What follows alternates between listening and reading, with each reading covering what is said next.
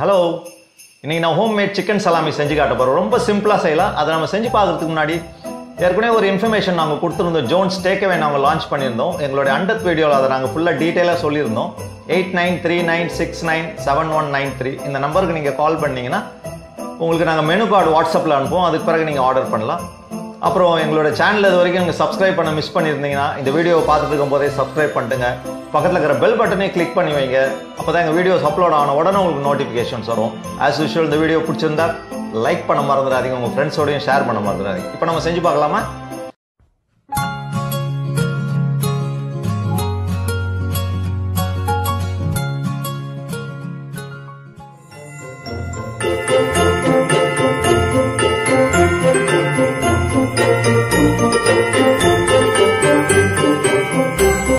Boneless chicken 500 grams,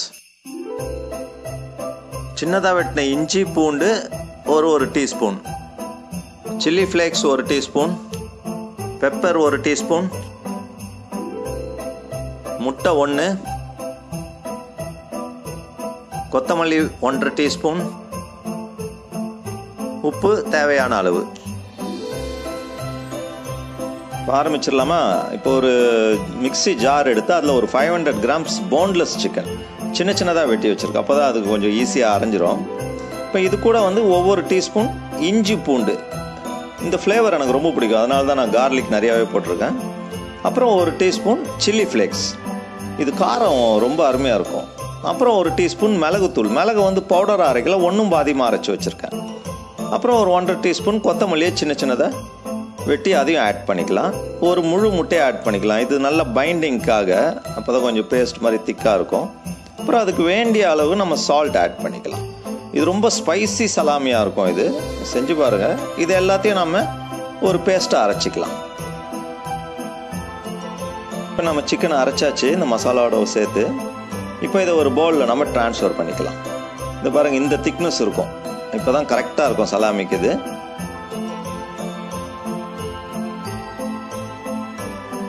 இந்த பேஸ்ட்டை நம்ம மிக்சர் எடுத்து வச்சுட்டு இதை நம்ம ரோல் பண்ணுறதுக்கு ஒரு அலுமினியம் ஃபாயில் எடுத்துக்கலாம். அந்த அலுமினியம் ஃபாயில் உங்களுக்கு என்ன சைஸ் வேணுமோ அந்த சைஸ் வெட்டிங்க. இந்த மாதிரி ஆயில் எடுத்து சென்டரில் கொஞ்சம் க்ரீஸ் பண்ணிங்க, மேல் சைடு மட்டும். அந்த இடத்துல தான் நம்ம அந்த மிக்சரை வச்சு ரோல் பண்ண போகிறோம். நம்மளுக்கு எந்த சைஸ் வேணுமோ அந்த சைஸில் வச்சு நம்ம ரோல் பண்ணிக்கலாம். சைடில் கொஞ்சம் கேப் விட்டுருங்க, ஏன்னா அதை நம்ம சீல் பண்ணணும். இதே மாதிரி சென்டரில் ஒரு சிலிண்டர் மாதிரி நம்ம வச்சுட்டு இந்த அலுமினியம் ஃபாயிலை அப்படியே நம்ம அந்த மிக்சரோடு சேர்த்து நல்லா டைட்டாக ரேப் பண்ணிக்கணும். இதே மாதிரி நீங்கள் ரோல் பண்ணிவிட்டு இந்த சைடில் இருக்கிற அந்த அலுமினியம் ஃபாயிலை கையினால் திருகி நல்லா டைட் பண்ணிடுங்க. 2 சைடும் அந்த மாதிரி நம்ம டைட் பண்ணும்போது நடுவில் இருக்கிற அந்த சிக்கன் மிக்சர் அப்படியே கம்ப்ரஸ் ஆகிடும், அதனால டைட்டாக ஆகிடும். இதே மாதிரி பண்ணிடுங்க. மீதி இருக்க மிக்சரும் நம்ம இன்னொரு அலுமினியம் ஃபாயிலில் இதே மாதிரி நம்ம ரெடி பண்ணிக்கலாம். நம்ம இவ்வளோ நாள் சலாமினாலே போய் நம்ம கோல்ட் ஸ்டோரேஜில் அங்கங்கே தான் வாங்கிட்டு இருந்திருப்போம். இப்போ வீட்டில் செய்யும்போது ரொம்ப ஹைஜீனிக்காகவும் இருக்கும், டேஸ்ட்டாகவும் இருக்கும். ஸ்பைசஸ் நீங்கள் பார்த்து போட்டுங்க.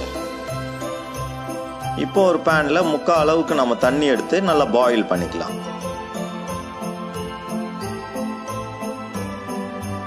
இப்போ தண்ணி ஓரளவு ஹீட் ஆகிடுச்சு. இந்த 2 ரோலையும் நம்ம அந்த தண்ணியில் போட்டு ஃப்ளேமை ஹையில் வச்சு ஒரு மூடியை போட்டு ஒரு 25 to 30 minutes நம்ம குக் பண்ணிடணும்.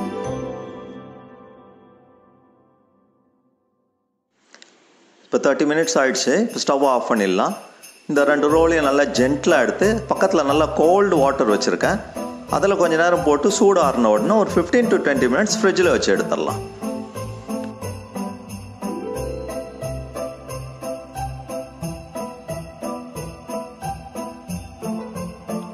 ஃப்ரிட்ஜிலேருந்து எடுத்தாச்சு. நம்ம பிரித்து பார்த்துடலாமா? நல்லா குக் ஆகிருக்குன்னு நினைக்கிறேன். இந்த ஃப்ரிட்ஜில் வச்சு எடுத்தனால சூடு நல்லா ஆறி இருக்குது. இந்த மீட்டும் சிக்கன் மீட்டும் நல்லா டைட்டாக இருக்குது. இப்போ பாருங்கள், நல்ல அருமையான ஒரு சிலிண்ட்ரிக்கல் ஷேப்பில் சலாமி வந்துருச்சு நம்மளுக்கு. இப்போ நம்ம ஸ்லைஸ் பண்ணிடலாமா? இதை இந்த எட்ஜை மட்டும் கட் பண்ணி எடுத்துருங்க. அப்புறம் உங்களுக்கு என்ன திக்னஸில் வேணுமோ அந்த மாதிரி நீங்கள் ஸ்லைஸ் பண்ணிங்க.